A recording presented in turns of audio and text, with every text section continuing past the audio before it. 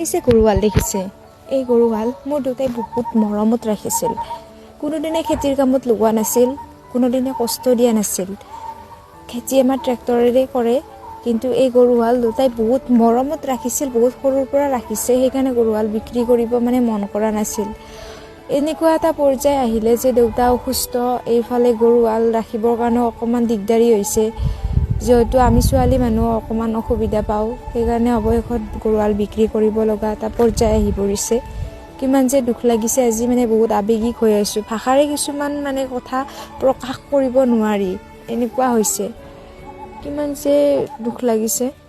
আমাক যেনেদৰে দেউতাই ডাঙৰ দীঘল কৰিছে, গৰুহালকো ঠিক তেনেদৰেই মৰম কৰিছিল। কাৰণ কোনোদিনে গৰু ছাগলক ভেদভাৱ কৰা নাছিল। আমাক যেনেকৈ নিজৰ সন্তান হিচাপে ভাবে, দেউতাই গৰু ছাগলীক এনেকৈ নিজেই লাগি থাকে। আৰু দেউতাৰ কথা এদিন মই আপোনালোকক ক'ম। মোৰ দেউতা মানুহজন বহুত সহজ সৰল হয়। এনি টাইম আপোনালোকে ভিডিঅ'ত হয়তো দেখাই পাই থাকে, হাঁহি থাকে, কিন্তু অন্তৰত বহুত দুখ আছে। কিন্তু কেতিয়াও দুখবোৰ নেদেখায়। আৰু গৰু ছাগলীৰ লগত লাগি থাকিলে এনেও দুখ ভাগৰ চব নোহোৱা হৈ যায়। আজি সঁচাকৈ বহুত দুখ লাগিছে। এদিন ক'ম বাৰু আপোনালোকক।